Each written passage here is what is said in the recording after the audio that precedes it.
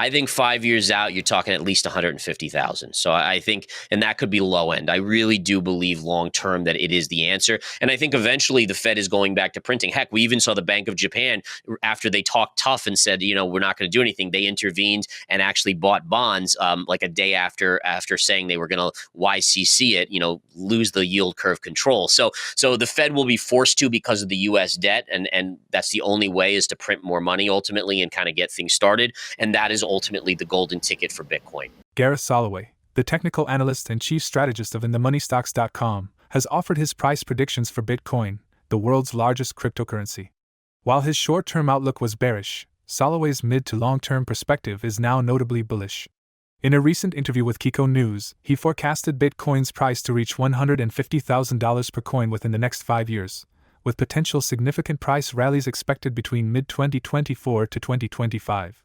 He attributes this potential surge to the possibility of the Federal Reserve resuming monetary easing after an anticipated recession. Soloway draws parallels to the Bank of Japan's recent unscheduled bond buying program and believes similar moves by other central banks, including the Federal Reserve, will have bullish effects on Bitcoin's price. Despite acknowledging hurdles, he remains optimistic about Bitcoin's long-term prospects.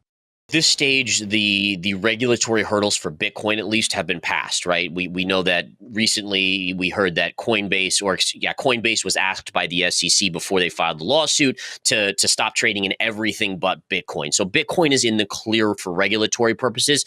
But what I'm fearful of, and this is what I think could drive it back down to 15,700 or even lower, is if you get a liquidity issue, right? If you get a issue where the stock market does drop 20 or 30%, that's where I would be very concerned about Bitcoin price holding up. And we've seen it be rejected at this 30 to 31,000 level multiple times.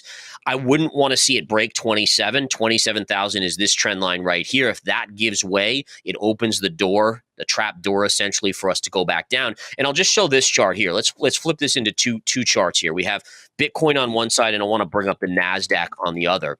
If we look at the NASDAQ from the all-time highs, right? So here's the NASDAQ. The NASDAQ, I think, is about 10% off of the all-time highs.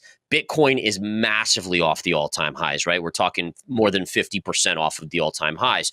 And so the idea is, if you had the NASDAQ just go back to the October lows, and that's that big of a drop, do we really think that Bitcoin is not going to at least retest that 15,700 level when it's only this small of a drop here? And so I would dare say that if you got a bigger corrective move, if we went into a deeper recession, I do think that Bitcoin could potentially go even as low as my lowest worst case scenario, 9 to 10,000 before bottoming and eventually turning up in a massive way.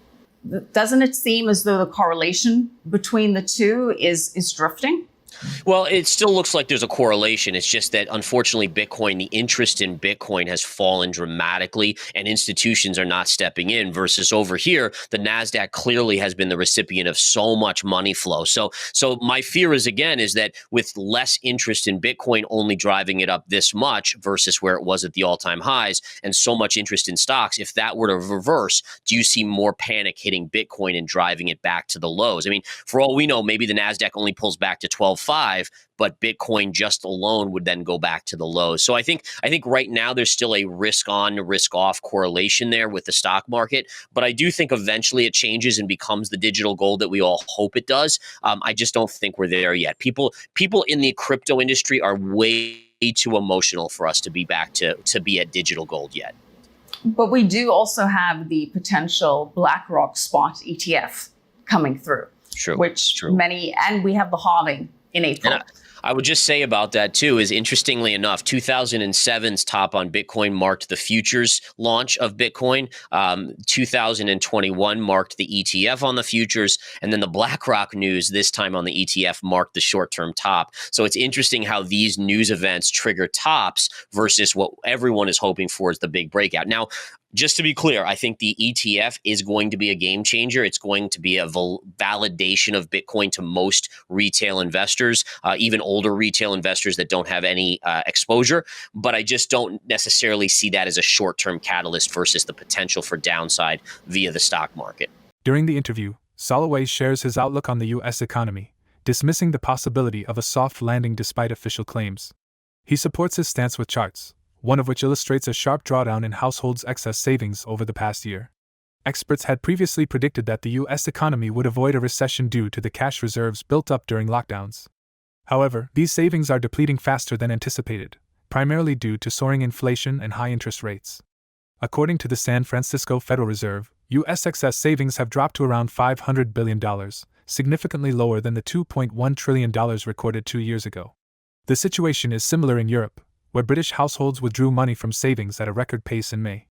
The government's Office for Budget Responsibility forecasts a savings ratio of 0 by the year-end, down from almost 25% in 2020.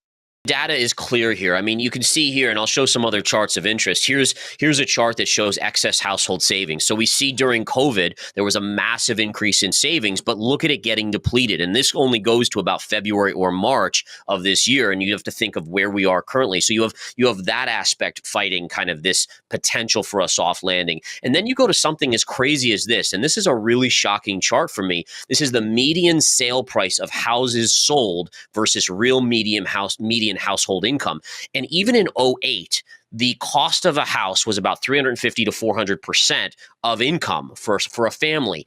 You're now even well above that level. So talk about a strapped consumer. The data is showing the average car payment is now near $750 versus in 2008 it was about 350 to 400. The cost of housing or the sale of housing is 550 times the median income. These are all things, and again, I'm not even talking about food and energy prices, which now, since the last CPI report in June, have started to catapult higher. So to me, this is just more indicators. And I want to show you a couple other charts because I think I'm a big chart person, as you know. We know. But look at this. Look at this. This is the forward PEG ratio, so price to earnings growth. The last time we were this high matches the dot-com era. And again, even higher than 2000 or 2020 or 2008 going into that period. So there is huge speculation. Another chart that I think is astronomically important to take a look at is the aggregate net speculative positioning in U.S. Treasuries. So think about this. Treasuries are now paying 3, 4, 5, 6%, right? I mean, if you go to corporates, you can probably get 6% on something like Microsoft. Otherwise, you're in that 4 to 5% range. Bonds are less attractive to the average investor now. Average investors are saying we are less likely to invest in bonds when they pay 4, 5+% versus stocks now compared to when bonds were paying, 1% or thereabouts. That is crazy speculation to think about, that you can be offered 5% and still say, no, I much rather, even when I was getting 1%, be rather in stocks at this point. And again, it's just remarkable to think about the speculation going on. The last chart I'll show here, corporate bond yield versus Fed funds rate. And I literally could go on with you for 2 hours showing different charts, but to keep it simple, look at this chart. The red line is average corporate bond yield minus Fed funds rate. The white line is the S&P 500. Look at how every time you're down in this range, it coordinates with a major corrective move in the stock market. So again, here, this was the 99-2000 dot-com bubble bursting. S&P collapsed. We know sort of the tech sector. Here's 2007 high pivot. There's your rollover for the Great Recession. There's COVID right there. And look at where we are right now. So all of these signals and then some, to me, just say it's great to think that the Fed somehow, and listen, I love being an optimist. I think people in general should be optimists, but let's be fair. The Federal Reserve has never engineered a soft landing in the history of themselves. What makes us think that this time, when things are even crazier out there, that this time is going to be that situation? Listen, Jerome Powell has said he doesn't mind a recession, but I would just point out this, 2008 in January or February, Ben Bernanke came out and said, guys, we've looked at the data. There's not going to be a recession. What did we get last week? Jerome Powell finally saying, guys, there's not going to be a recession. Again, I think that to me right there is a red flag as well.